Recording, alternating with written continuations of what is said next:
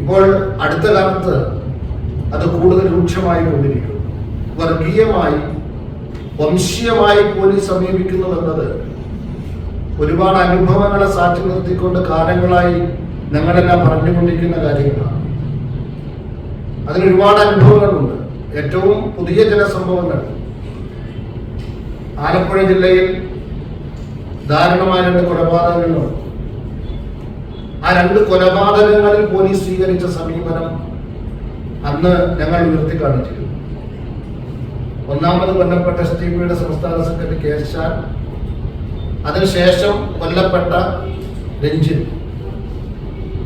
ഈ കൊലപാതകങ്ങളിൽ പോലീസ് സ്വീകരിച്ച സമീപനം അന്ന് മാധ്യമങ്ങൾ എഴുതിയിരുന്നു. അവിടെ ഷാൻ കൊല്ലപ്പെടുന്നതിന് തലേ ദിവസം ഉൾപ്പെടെയുള്ള തുടർച്ചയായ ദിവസങ്ങളിൽ വത്സൽ ജില്ലങ്കിൽ ഉൾപ്പെടെയുള്ളവർ അവിടെ പങ്കെടുത്തിരുന്നു, ഗൂഢാലോചനയിൽ പങ്കെടുത്തിരുന്നു. ഷാൻ കൊല്ലപ്പെട്ടതിന്റെ തൊട്ടടുത്ത ദിവസമുള്ള പത്രസമ്മേളനങ്ങളിൽ ഞങ്ങൾ അത് കൃത്യമായി ഉന്നയിച്ചിരുന്നു. ആ ഗൂഢാലോചനയിൽ പങ്കുണ്ട് എന്ന് ബോധ്യമുള്ളപ്പോഴും ശബരിമലയിൽ പൊതുജനങ്ങളെ നിയന്ത്രിക്കാൻ ഏൽപ്പിക്കപ്പെട്ട ഒരാളാണ് വത്സൽ ജില്ലങ്കിൽ എന്നതുകൊണ്ട് പോലീസിനെ നിയന്ത്രിക്കാൻ അദ്ദേഹത്തിന് സാധ്യമാകുന്നു എന്നതുകൊണ്ട് ആ ഗൂഢാലോചന പട്ടികയിൽ അദ്ദേഹം ഉൾപ്പെട്ടിട്ടില്ല.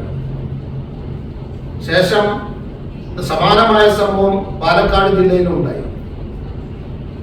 അവിടെ സുബൈർ കൊല്ലപ്പെട്ടതിന് ശേഷം CPMന്റെ ജില്ലാ സെക്രട്ടറിയാണ് പറഞ്ഞത് K. സുരേന്ദ്രൻ ആ കൊലപാതകത്തിന്റെ തലേ ദിവസം പാലക്കാടുണ്ടായിരുന്നു, കൊലപാതകത്തിൽ പങ്കുണ്ടായിരുന്നു. പക്ഷേ പോലീസിനെ നിയന്ത്രിക്കാൻ കഴിയുന്ന സുരേന്ദ്രനെതിരെ നടപടി ഉണ്ടായിട്ടില്ല. മാത്രം 21 ലക്ഷത്തോളം സന്തുഷ്ടരായ ഉപഭോക്താക്കളും 2 ലക്ഷത്തോളം തിമിര ശസ്ത്രക്രിയകളും പൂർത്തിയാക്കിയ മലബാറിലെ ഏക കണ്ണാശുപത്രി Al Salama high hospital, hospital road, Perinthalmanna. ഷാന്റെ കാര്യത്തിൽ ആഭ്യന്തര വകുപ്പിന്റെ സമീപനം, ഷാൻ കൊല്ലപ്പെട്ടതിന് ശേഷമുണ്ടായ സംഭവത്തിൽ സ്വീകരിച്ച സമീപനം, ഷാന്റെ കേസിൽ മുഴുവൻ പ്രതികൾക്കും ജാമ്യം, നമുക്കത് കൃത്യമാണ്. സമയബന്ധിതമായി ഷാന്റെ അല്ല രഞ്ജിത്ത് ശ്രീനിവാസന്റെ കേസ് കുറ്റപത്രം നമുക്കറിയാം, നേരത്തെ കൊടുത്ത് അവരെ മുഴുവൻ ശിക്ഷിച്ചു. ഷാൻ വധക്കേസിൽ കുറ്റപത്രം കൊടുക്കാൻ വൈകിയെന്ന് മാത്രമല്ല, ഗൂഢാലോചനയിൽ RSSകാർ ഒഴിവാക്കി എന്ന് മാത്രമല്ല, മാധ്യമങ്ങൾ വളരെ കൃത്യമായി എഴുതിയ സംഗതിയാണ്. അവിടെ ഷാൻ വധക്കേസിലെ പ്രതികൾക്ക് മുഴുവനും ജാമ്യം കിട്ടി സ്വൈര്യവിഹാരം നടത്തിയെന്ന് മാത്രമല്ല, മറ്റു പല കേസിലും അവർ പ്രതികളായി മാറി. എന്നാൽ രഞ്ജിത്ത് ശ്രീനിവാസൻ കൊല്ലപ്പെട്ട കേസിൽ അവർക്ക് ജാമ്യം നിഷേധിച്ചു എന്ന് മാത്രമല്ല, ആ കുറ്റാരോപിതർക്ക് സമയബന്ധിത കൊലപാതകം നടന്ന 1 വർഷത്തിനുള്ളിൽ കുറ്റപത്രം കൊടുത്ത് അവർക്ക് കോടതി ശിക്ഷ നമുക്ക് ബോധ്യമുണ്ട്. ഞാൻ പറയുന്നത് പിണറായിയുടെ കീഴിൽ ആഭ്യന്തര വകുപ്പ് സ്വീകരിച്ച സമീപനമാണ്. രണ്ടാമത് നടന്ന കൊലപാതക കേസിൽ വിധി വന്നതിന് ശേഷമാണ് ഒന്നാമത്തെ കേസിൽ പ്രോസിക്യൂട്ടർ നിശ്ചയിച്ചത് എന്നത് നമുക്ക് ബോധ്യമുള്ള കാര്യമാണ്. അവിടെ അന്വേഷണത്തിന്റെ ഭാഗമായി വിളിച്ച ചില മുസ്ലിം പേരുകാരോട് ജയ് ശ്രീരാം വിളിക്കണം പോലീസ് ആവശ്യപ്പെടുകയും മർദ്ദിക്കുകയും ചെയ്ത് അന്ന് വാർത്താ പ്രാധാന്യം നേടിയിരുന്നു. കേരളത്തിലാണ് നടക്കുന്നത്. മതം നോക്കി, ജാതി നോക്കി, വേഷം നോക്കി, സംസ്കാരം നോക്കി പോലീസ് പെരുമാറുന്ന രീതി വളരെ പ്രകടമായിക്കൊണ്ടിരിക്കും. ഇത് മറ്റു പല പ്രശ്നങ്ങളിലുമുണ്ട്. നമുക്കറിയാം, ഒരു ട്രെയിൻ തീവെപ്പ് നടന്നു. ആ തീവെപ്പിന് ശേഷം കേരളത്തിന്റെ ഇന്നത്തെ ഈ വിവാദ നായകനായ ADGP പറഞ്ഞ വാക്കെന്താണ്? ഷഹീൻ ബാഗുമായി ബന്ധമുള്ള ചിലരാണ് തീവെപ്പിന്റെ പിന്നിലെന്നാണ്. പിന്നീട് അതുമായി ബന്ധപ്പെട്ടുണ്ടായ സംഭവം നമുക്ക് ബോധ്യമുണ്ട്. ഞാൻ പറയുന്നത്, കേരളത്തിൽ ഇങ്ങനെ 100 കണക്കിന് ഉദാഹരണങ്ങൾ പറയാറുണ്ട്. പോലീസ് സംവിധാനം ഇത്തരത്തിൽ പെരുമാറിക്കൊണ്ടിരിക്കുമ്പോൾ അന്ന് ഞങ്ങൾ ഉൾപ്പെടെയുള്ള പറഞ്ഞത് RSS നിയന്ത്രണത്തിലാണ് എന്നാണ്. ഇപ്പോൾ CPM ഭരിക്കുമ്പോൾ, CPM ഭരണം തുടങ്ങിയതിനു ശേഷമാണ് ഞങ്ങൾ മനസ്സിലാക്കുന്നത് ADGPമാർക്ക് ലോ ആൻഡ് ഓർഡറിന്റെ ഉത്തരവാദിത്വം കൊടുക്കുന്നത്. അതെന്താണ് അതിന്റെ കാരണമെന്ന് നമുക്ക് മനസ്സിലാകുന്നില്ല. അത് ചില താല്പര്യമുള്ളവരെ പ്രതിഷ്ഠിച്ചുകൊണ്ട് ലോ ആൻഡ് ഓർഡർ കൈകാര്യം ചെയ്യാൻ, ആഭ്യന്തര വകുപ്പ് കൈകാര്യം ചെയ്യുന്ന പിണറായിക്ക് താല്പര്യമുള്ള ചില നിശ്ചയിച്ചുകൊണ്ട് ചില ഹിഡൻ അജണ്ടകൾ നടപ്പിലാക്കുകയാണ്. അതിന് ഇരകളാക്കപ്പെടുന്നത് ഈ രാജ്യത്തിന്റെ, കേരളത്തിന്റെ സാധാരണക്കാരാണ്. മലപ്പുറത്തിരുന്നത് പറയുമ്പോൾ ഈ മലപ്പുറത്തെ ഒരു കുറ്റകൃത്യങ്ങളുടെ ജില്ലയാക്കി ചിത്രീകരിക്കുന്നതിന് വേണ്ടി പോലീസ് കാണിക്കുന്ന ഔത്സുക്യം നമുക്ക് ബോധ്യമുള്ളതാണ്.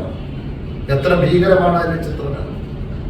അത് മാത്രമല്ല, ഒരു ജില്ലയെക്കുറിച്ച് തെറ്റായ പ്രചരണം നടത്തുന്നതിനും ആഭ്യന്തര വകുപ്പിന്റെ കീഴിലുള്ള രഹസ്യാന്വേഷണ വിഭാഗത്തിന്റെ താല്പര്യവും രീതികളും നമുക്ക് ബോധ്യമുള്ളതാണ്. നിലയിലേക്ക് കേരളം പോകുമ്പോൾ കേരളത്തിന്റെ പ്രതിപക്ഷവും കൃത്യമായ ഉത്തരവാദിത്വം നിർവഹിക്കുന്നില്ല എന്നാണ് ഞങ്ങളുടെ അഭിപ്രായം.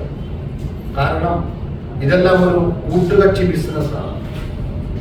സംഘപരിവാറും ഇടതുപക്ഷവും വലതുപക്ഷവും എല്ലാം ചേർന്ന് ഇതിന്റെ നേതാക്കന്മാരുടെ കൂട്ടുകക്ഷി ബിസിനസ്സിൽ ഇത്തരം കാര്യങ്ങൾ അപ്രസക്തമാകുകയാണ്.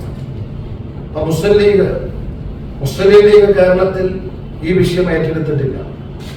മുസ്ലിം ലീഗിനെ കൂടുതൽ വോട്ട് ബാങ്കുള്ള മലപ്പുറത്താണ് ഇത്തരം RSS പോലീസ് കൂട്ടുകെട്ടിന്റെ ഇരകളിൽ ഏറിയതുണ്ട്. പക്ഷെ അത് ഗൗരവത്തിൽ കാണുന്നില്ല. എന്തുകൊണ്ടാണ് എന്ന ചോദ്യത്തിന് ഇത്തരം ചില കൂട്ടുകെട്ടുകളാണ് അതിന് മറുപടി പറയേണ്ടത്. പണ്ട് കൈരളി ചാനൽ തുടങ്ങാൻ ഫണ്ട് എവിടെന്നാണെന്ന് ചോദിച്ചപ്പോൾ നിയമസഭയിൽ മുഖ്യമന്ത്രി പിണറായി പറഞ്ഞത് അത് കുഞ്ഞാലിക്കുട്ടി സാഹിബ് പറയുന്നതാണ്. ഒരു വാർത്താമാധ്യമത്തെ സഹായിച്ചു എന്നതല്ല പ്രശ്നം, മറിച്ച് അതിനപ്പുറത്തുള്ള ചില കച്ചവട ബന്ധങ്ങൾ നിലനിൽക്കുന്നു എന്നതാണ്. അതുകൊണ്ട് സാധാരണക്കാരെ ബാധിക്കുന്ന, കേരളത്തെ അരക്ഷിതമാക്കുന്ന, അസ്വസ്ഥപ്പെടുത്തുന്ന, നിരപരാധികളെ അപരാധികളാക്കുന്ന ഇത്തരം RSS പോലീസ് കൂട്ടുകെട്ട് അപ്പൊ മാധ്യമങ്ങൾ ചർച്ച ചെയ്താണെങ്കിലും എന്തിനാണ് ADGP RSS പ്രമുഖരെ കാണുന്നത്?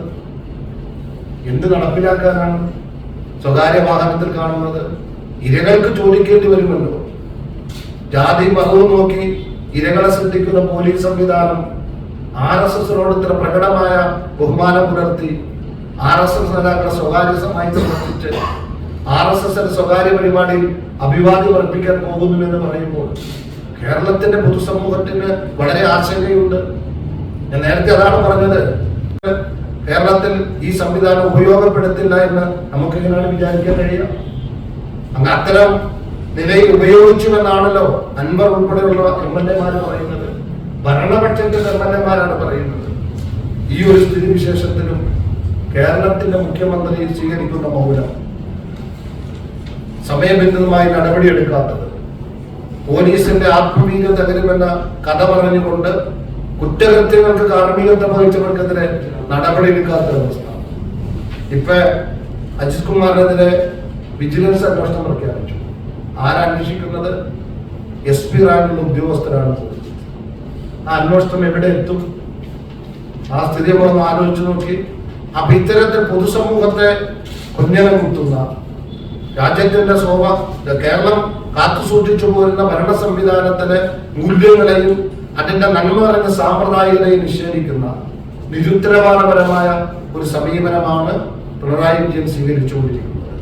അതുകൊണ്ട് തന്നെ പിണറായി പോലീസും RSS തമ്മിലെ കൂട്ടുകെട്ട് കേരളത്തെ അതീവ ഗുരുതരമായ സ്ഥിതിവിശേഷത്തിലേക്ക് എത്തിക്കും. അതിന് ഇരകളാക്കപ്പെടുന്നത് ഇവിടുത്തെ സാധാരണക്കാരാണ്. പ്രത്യേകിച്ച് RSSന്റെ അജണ്ട ന്യൂനപക്ഷ ഉന്മൂലനമാണ്. ആ ഉന്മൂലനത്തിന് പോലീസ് സംവിധാനം സംഘപരിവാറിന് വഴിയൊരുക്കി കൊടുക്കുന്നുവെന്ന വലിയൊരു ആശങ്ക കേരളത്തിൽ നിലനിൽക്കുന്നു.